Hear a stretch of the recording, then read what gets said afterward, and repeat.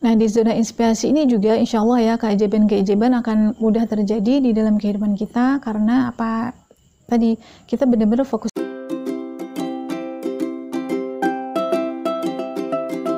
Assalamualaikum warahmatullahi wabarakatuh. Hai teman-teman, jumpa lagi dengan aku, Pipit Angelia. Bagaimana kabarnya? Semoga hari ini teman-teman semua dalam keadaan baik-baik semua ya, dan dalam kondisi yang diinginkan tentunya, insya Allah. Amin ya rabbal alamin. Oke, kali ini aku mau share tentang inspirasi ya. Jadi dimana antara inspirasi dan motivasi itu bagi aku ada bedanya. Dan di zona inspirasi yang aku maksud ini, benar-benar kalau kita ada di zona itu gitu ya, ada di state itu, di posisi itu gitu, kita akan merasakan satu kebebasan kebebasan dalam segala hal. Jadi ketidakmelekatan ya terhadap segala sesuatu. Nah, di sini aku fokuskan kepada rasa bersaing, di mana kebanyakan dari kita itu pasti jarang banget yang lepas dari rasa bersaing, apalagi misalnya dari kerjaan atau dari kehidupan sosial dan segala macamnya. Nah, gimana selengkapnya? Tonton terus videonya ya. Nah, teman-teman, aku pengen share tentang inspirasi ya, zona inspirasi ya, beda dengan motivasi. Kalau motivasi itu tekanan dapetnya kita tuh dari luar gitu, dari orang bicara, kemudian dari mungkin teman kita kasih nasihat, atau kita ngelihat suatu tulisan atau segala sesuatu gitu, yang hingga memunculkan kita keinginan untuk melakukan sesuatu. Nah, itu motivasi.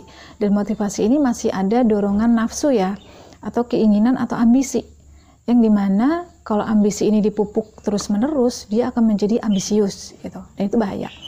Nah, kalau inspirasi beda. Kalau inspirasi ini datangnya dari dalam, teman-teman, nggak dari luar. Mirip kayak kayak petunjuk gitu ya. Segala sesuatu yang pokoknya munculnya itu di dalam keinginan diri kita yang murni. Inspirasi ini, misalnya kita mau melakukan sesuatu, terus ada bisikan dari dalam hati ya, apa yang harus kita lakukan, itu namanya inspirasi. Dan orang yang di zona inspirasi itu dalam melakukan sesuatu tidak lagi bertujuan kepada kayak contoh misalnya kerja itu kepada uang gitu, atau kita melakukan kayak gini, aku bikin konten tuh supaya banyak yang lihat, atau banyak yang komen, atau banyak view-nya gitu ya. No, enggak gitu. Tapi mereka mengerjakan segala sesuatu karena memang kecintaan mereka kepada Tuhan, pengabdian mereka kepada Allah. Mereka menyadari bahwa inspirasi itu datang karena kemurahan Allah, sehingga dia melakukan segala sesuatu juga karena Allah. Inspirasi ini dia melakukan apapun yang dilakukan ya, aktivitasnya itu tidak ada rasa persaingan gitu. Entah itu di kerjaan, atau di kehidupan sosial, atau di kehidupan pribadinya, dia murni melakukan segala sesuatu itu karena memang dia menyadari hidupnya dia itu untuk apa gitu. Itu inspirasi. Dan di sini zona ambisi, nafsu itu udah nggak ada. Sebagai contoh misalnya, kita kerja ya, memang kita cari duit ya, tapi bukan ke situ fokusnya gitu. Dia bisa melakukan apa hari ini untuk misalnya perusahaannya, untuk kantornya gitu, atau untuk orang lain yang mereka temuin gitu. Itu fokusnya mereka. Nah, sehingga masalah-masalah kayak uang, kemudian jabatan itu ngiringin aja gitu. Itu sudah satu hukum alam. Kalau kita melakukan hal dengan sebaik-baiknya, sudah pasti hasilnya akan mengikuti, termasuk juga masalah kayak uang kayak gitu.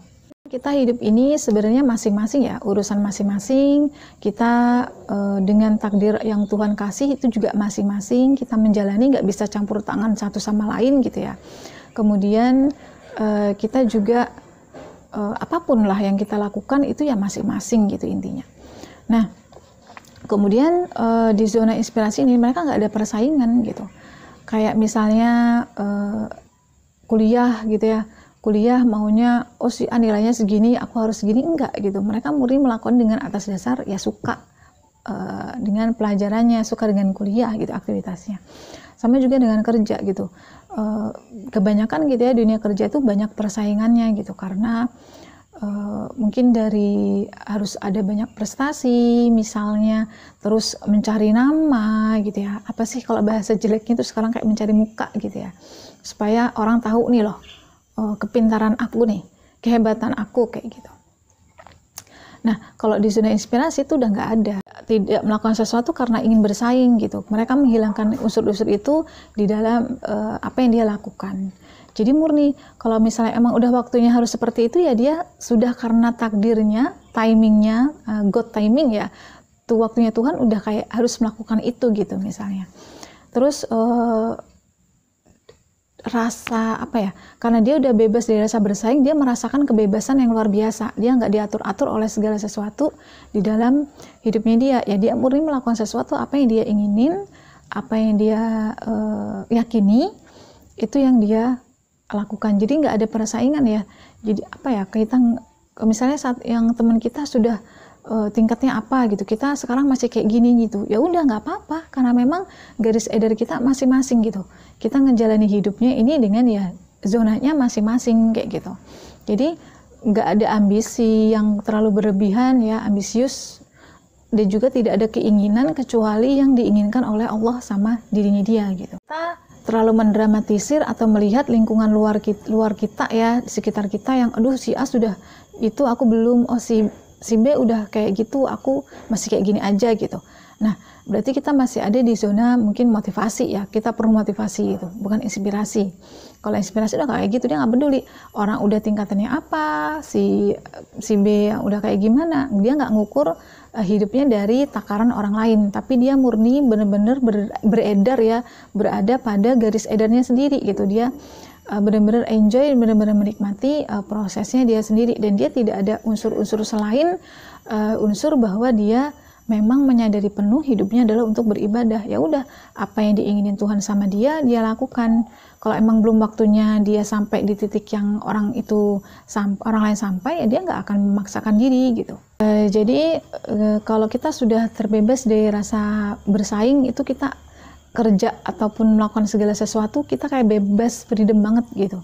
Kita nggak peduli dengan penilaian orang gitu kan. Kita menyadari penuh karena memang ya dia dengan takdir dia, aku dengan takdir aku dengan garis edar aku sendiri, orang dengan garis edarnya sendiri. Jadi masa bodoh dengan keadaan yang di luar dirinya gitu. Jadi dia fokus betul-betul mindfulness ya, menikmati apa ya kondisi hari ini saat ini dengan apa yang Allah kasih di hari ini gitu. Dia nggak melihat satu sisi dari hal-hal apa orang lain gitu. Dan terutama apapun yang kita kerjakan, jadi kita tidak ingin menonjolkan diri atau lebih dari orang lain ya, karena kita benar-benar ngerti betul ya, memahami betul bahwa kita ini apa ya, hidup ini dari Allah, jadi berarti kita apapun yang kita kerjakan untuk Allah, dan hasilnya itu kita kembalikan kepada Allah lagi. Orang yang zona motivasi, kebanyakan mereka itu yang kayak misalnya ini harus segera mengurus apa ya, kerja, apa kepangkatan atau jabatannya, tapi mereka fokusnya bukan kepada manfaat yang mereka berikan kepada orang lain, sehingga mereka tidak mempedulikan aku ini udah pantas belum ya kepada tempat itu atau kepada posisi itu. Mereka nggak peduli. Yang mereka pedulikan, mereka dapat itu dan dapat uangnya, dapat kedudukannya, dapat namanya, dapat ketenarannya, dapat dihormati orangnya gitu. Tapi kalau inspirasi enggak. Kalau memang dia harus sudah waktunya dia misalnya naik jabatan atau naik golongan, naik pangkat ya, dia akan melakukannya dengan mempersiapkan diri dia dulu gitu. Pantas nggak sih aku sudah berada di posisi itu? Dan dia fokusnya adalah manfaat apa yang dia berikan kalau aku di posisi itu. Apakah manfaat aku ini akan jauh lebih besar untuk orang lain atau sama aja gitu. Itu yang dia ukur kalau orang-orang yang berada di zona inspirasi. Kalau merasa aku belum pantas untuk di situ karena skillnya mungkin pas-pasan ya, belum terlalu menguasai gitu ya, mereka menahan diri gitu. Karena dia fokus mereka adalah memberi nilai dan manfaat kepada orang lain atas apa yang Allah anugerahkan ke dia. Jadi nggak lagi uang, nggak lagi jabatan, nggak lagi Biasanya kan kalau kita naik jabatan, naik pangkat, naik golongan tuh duitnya tambah gede ya, tambah banyak gitu. Nah nggak itu kalau zona inspirasi pikirannya. Orang-orang di zona inspirasi pertanggungjawabannya itu langsung kepada Tuhan gitu. Apa yang Tuhan kasih ke dia itu dia alirkan kepada orang lain lagi, sehingga dia itu kayak jadi wasilah gitu. Nah sama kayak, oh ya aku ini sudah waktunya ini naik pangkat gitu ya, atau naik jabatan gitu. Berarti aku ini akan jadi wasilah orang lain mendapatkan manfaat dari jabatan yang aku emban nantinya gitu. Nah dengan itu dia menyiapkan skill dulu, melayakkan diri dulu, memantaskan diri dulu supaya skillnya sesuai dengan jabatannya itu, gitu. Kehidupan sosialnya gitu, apapun pokoknya dia nggak peduli dengan penilaian orang lain.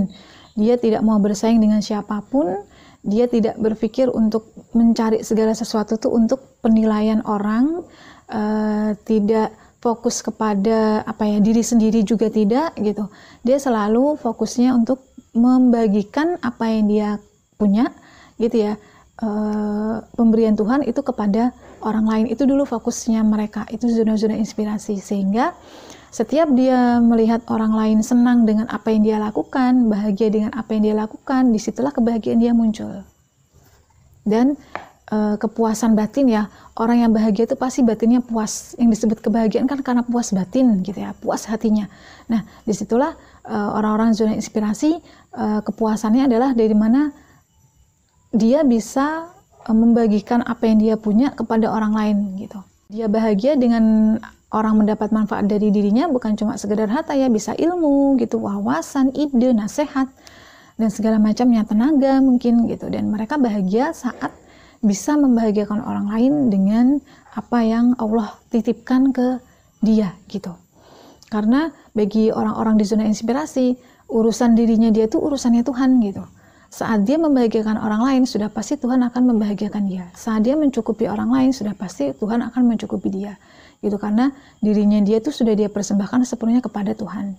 Nah di zona inspirasi ini juga insya Allah ya, keajaiban-keajaiban akan mudah terjadi di dalam kehidupan kita. Karena tadi kita benar-benar fokusnya kepada Allah ya, just focus on Allah.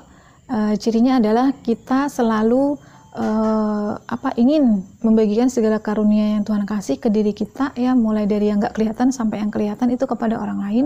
Sehingga kayak khalifah itu kan pemimpin ya, dia seorang pemimpin itu sudah pasti banyak manfaatnya untuk orang gitu. Nah begitu juga mindsetnya atau tujuan-tujuannya orang-orang di zona inspirasi ini, sehingga tidak sedikit ya orang-orang ini juga menginspirasi banyak orang. Kalau kita sudah bisa bebas dari rasa bersaing, berarti kita sudah menjadi manusia yang freedom, artinya manusia yang berdasarkan kehendak ilahi ya, kehendak Allah, benar-benar kita hidupnya gitu, nggak ada persaingan apapun, karena kita menyadari hidup ini adalah jalannya masing-masing, jalurnya masing-masing. Kita nggak ngurusin orang, orang ngurusin kita ya nggak apa-apa, woles aja, ikhlas aja, nggak masalah ya.